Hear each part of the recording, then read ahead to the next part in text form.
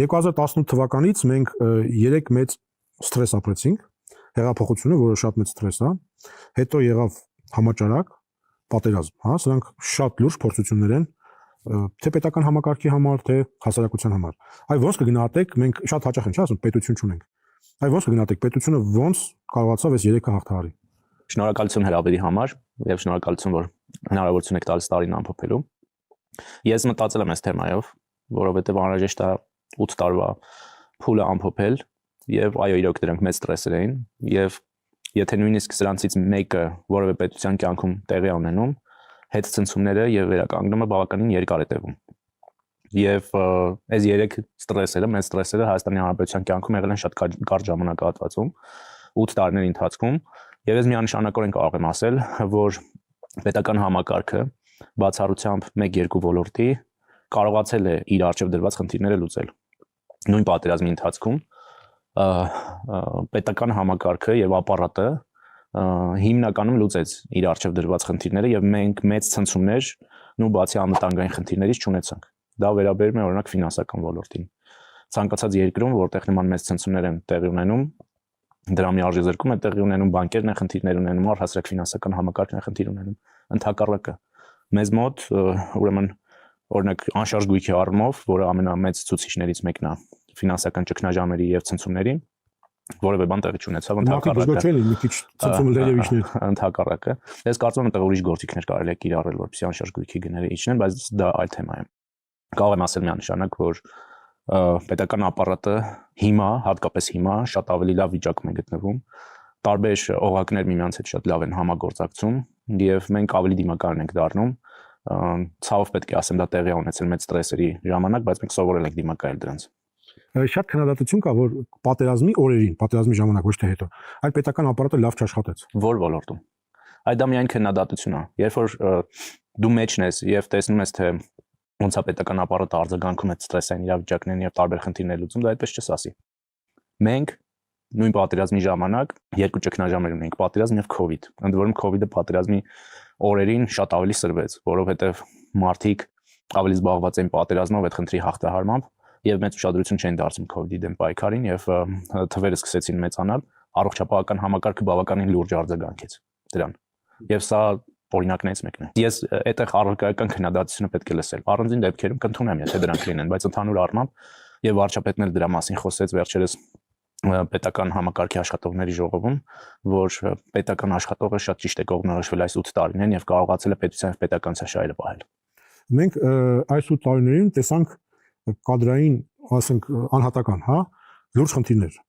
ԱԳՆ-ում տեսանք, նախարար չկար, հետո եկավ ավելի լավ չկար, փոխնախարարներ չկային, տեսանք նույն ՆՊՆ-ում, որ նախարարը 2 օրը մեկ է տենում ենք Մոսկվայում, գլխավոր շտաբի պետ, ներքին գործերի նախարար իրար վրա փոխվեց, ԱԱՑ նախարար իրար վրա փոխվեց, էներգետիկ, որ այդ համակարգային խնդիր է, երևում է։ Դա լուծվել է թե ոչ։ Ես կարծում եմ, որ արտաքին գործերի նախարարությունում այդ խնդիրը լուծվել է եւ պետք է ասեմ, որ հաճելիորեն մենք ներսում զարմանում ենք այն արդյունքներից, որոնք ունի արտաքին գործերի նախարարությունը, որովհետեւ դուք ճիշտ եք նշում, որ ճգնաժամից մեկը, երբ որ 1-2 օղակ նշեցի, մեկը պաշտպանության նախարարությունն էր, մյուսը արտաքին գործերի նախարարությունն էր, մենք տեսնում ենք այդ խնդիրները այնտեղ, եւ սա կապված է այն դոկտրինների տրամաբանության հետ, որ դրված էր այս 2 նախարարությունների եւ ուղղությունների հիմքում։ Արտգործ նախարարության հիմքում այն էր, որ մինչև դաբրոջ տան որևէ աշխարհակաղակական կենտրոնից, այս դեպքում կոնկրետ աշխարհակաղակական կենտրոնից իրանք չէին գործում եւ կամ ընդհանուր տրամադրությունները մինչև չհասկանային ինչա կատարում գործողություններ չէին արվում, իսկ պաշտպանության նախարարության եւ անվտանգային համակարգի հիմքում դրված էր հետեւյալ գաղափարը, որ ինչ էլ լինի, մեզ կգան կփրկեն։ Եվ սա թերևս այո, քույր դոկտրիներ են եւ սա թերևս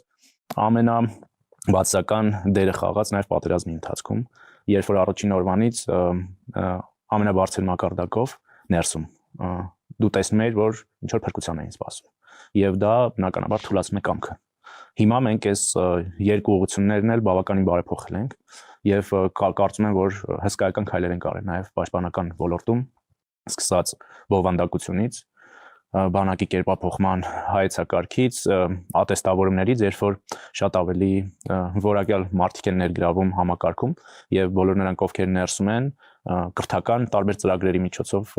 ավելացնում են իրենց գիտելիքը, կարողությունները եւ հմտությունները, դրանով նաեւ ավելացնում են մեր բանակի մարտունակությունը։ Այս տարի կառավարման համակարգով ընդդիմությունը շատ դուրս քննադատեց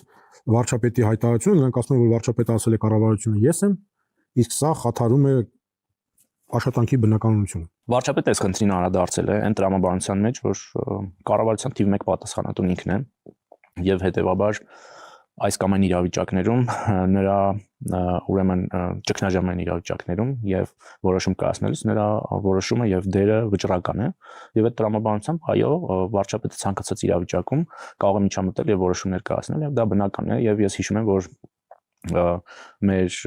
երկրի ղեկավարի պաշտոնում գտնվողներից առնվազն մեկը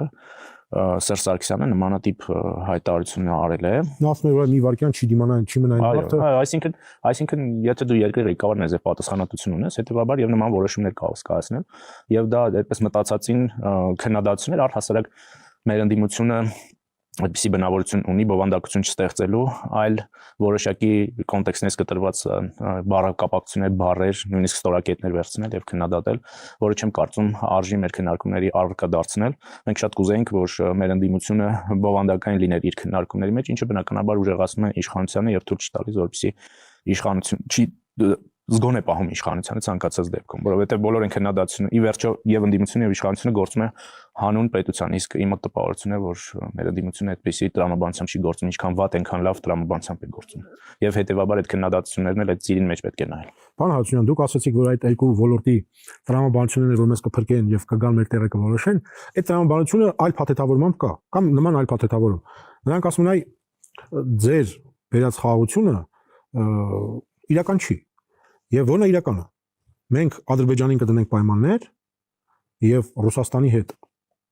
ճիշտ հարաբերություններ կկառուցենք, նրանք մեզ կսատարեն, մենք տարածաշրջանում կլինենք գործոն, կչեզոքացնենք թուրք-ադրբեջանական գործոնը եւ արժանապատիվ խաղաղություն կբերենք մեր երկրին։ Ես կարծում եմ, որ իրենք ժամանակ ունեցել են դա ապացուցելու եւ անելու եւ այդ ամենի հնարավորությունները ունեցել են, բայց չեն իրականացրել, որովհետեւ այն ինչ որ նկարագրում են մտածածին է եւ սին է։ Ինչու՞։ Որովհետեւ իրենք փորձել են դա անել իրենց իշխանության ժամանակ։ Ստացվել է։ Ղարաբաղը մենք էինք թելադրում։ Կներեք, Ղարաբաղի հանգուցալուծումը չի եղել 18-ից 20 թվականների ընթացքում։ Ղարաբաղի հանգուցալուծումը եղել է 88-ից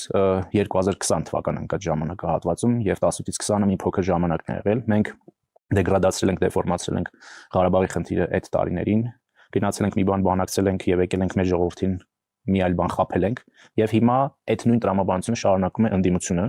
որովհետեւ այլևս կան իրողություններ, որոնց հետ պետք է հաշվի նստել եւ խաղաղությունն էլ փաստ է,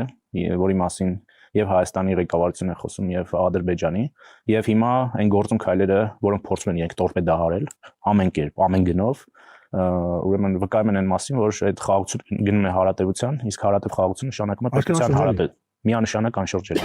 Բայց իհարկե մենք պետք է խնամք տանենք այդ խաղաղության համար եւ առաջիկա ընտրություններն էլ դրանով շատ կարեւոր են։ Մեր ժողովուրդը պետք է իր վճռական այոն ասի խաղաղությանը եւ դրանից հետո առաջիկա 5 տարիների ընթացքում կլինի այդ ամենի ամրապնդումը։ Պարոն Հարությունյան, ընդդիմությունն ասում է, որ այ ձեր այս կոնցեպցիան է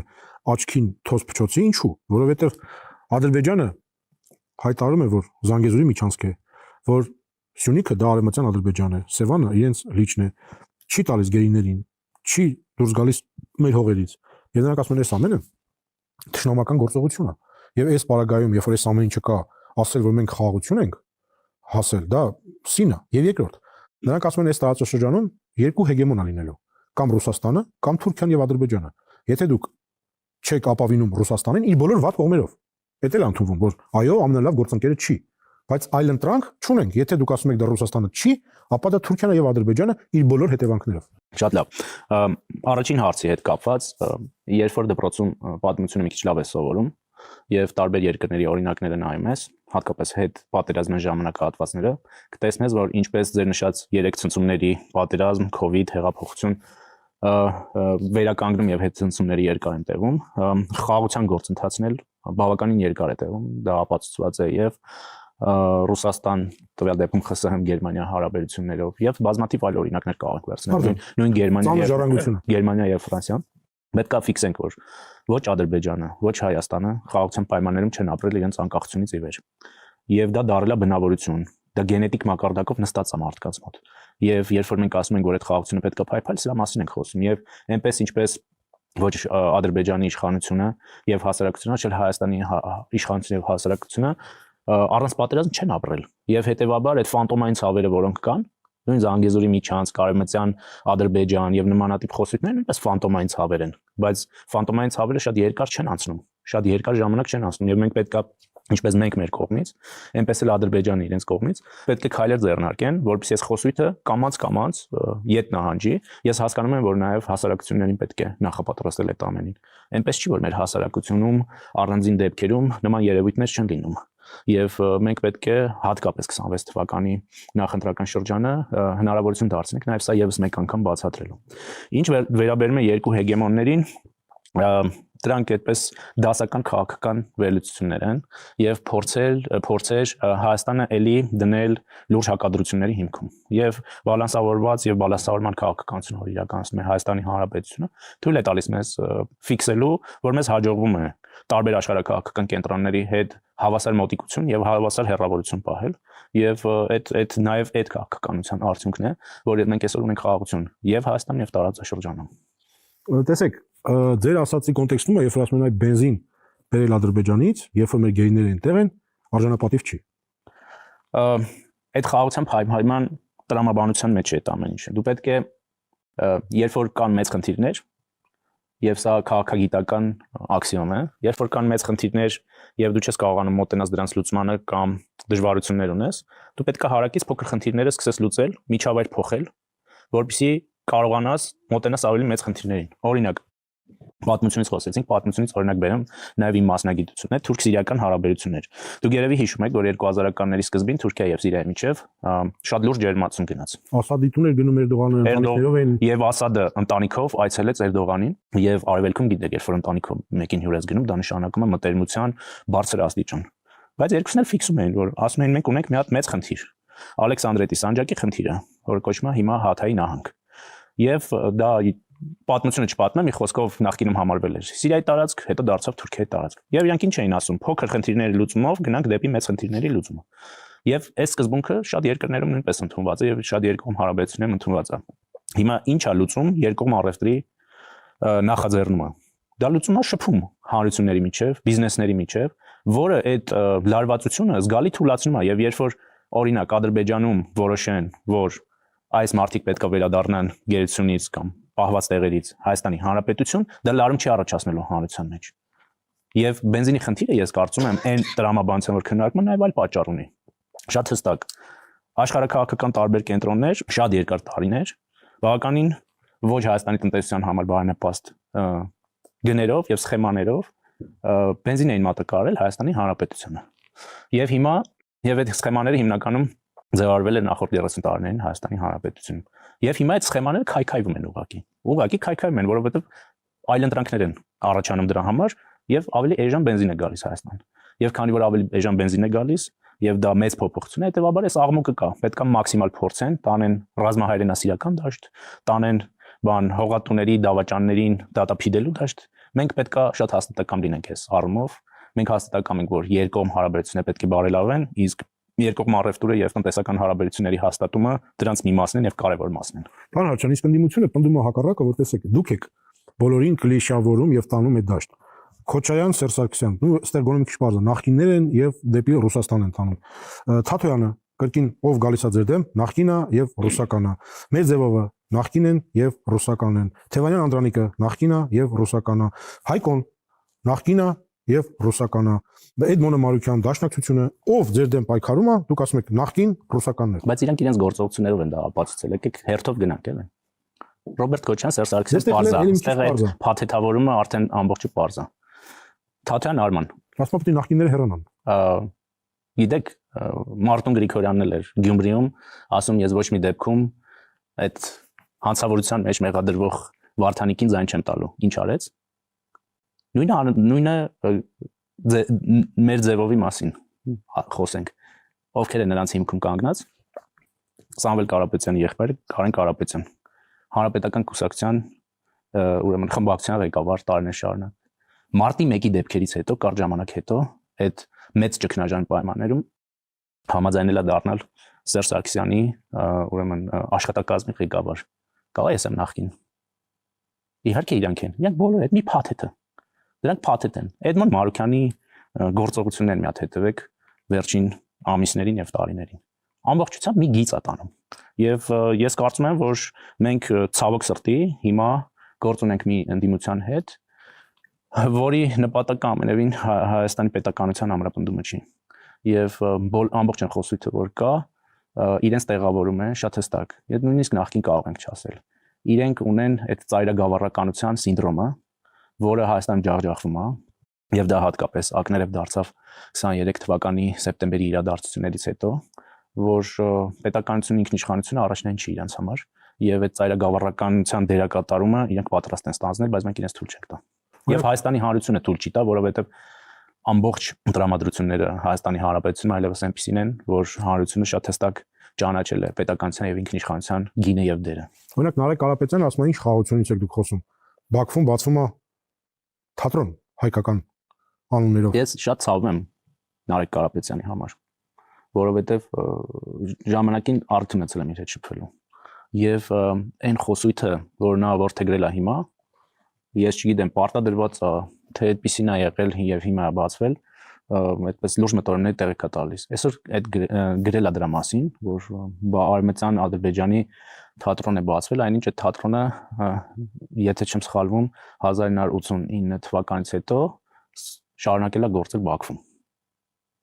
Եվ սրան չգիտեմ ինչ բացատրություն տամ։ Հետո այնտեղ կարծում եմ 90-ականների սկզբին նույնիսկ կարգավիճակ է ստացել եւ այլն։ Այսինքն նոր չի։ Իմ գործընկերները գրել էին դրա մասին։ Իհարկե նոր չի։ Իհարկե նոր չի։ Իրենք փորձում են այդ հին խոսույթը վերադարձնել, այդ բան, հա, ադրբեջանական դրոշների թեման հա, այսպես շատ տարօրինակ, որովհետեւ կամ տպավորություններ այդ մարտիկ առաջին անգամ էին գնացել Կապան կամ առաջին անգամ էին քարտեզ վերցրել ձեռքները, բայց ուզում եմ հիշեցնել Նարեկին Կարապետյան, որ երբ որ Հայաստանի վարչատարածքային բաժանման մասին այդպես է կոչվում կարծում օրենքը, խոսքով երբ որ Հայաստանի պետական սահմաններն են հստակեցվում, ուրեմն այդ օրենքը երբ որ ԱԺ-ն ընդունվել էր, Սերժ Սարգսյանը ստորագրել այդ օրենքը եւ որպես աշխատակազմի ղեկավար եմ ասում, ցանկացած օրենք, որ պետքա գա կամ նախագիծ օրենքի որ գալիս է անցնում աշխատակազմերով։ Հիմա իհարկե պետական կարգը մեր մոտ փոխվել է եւ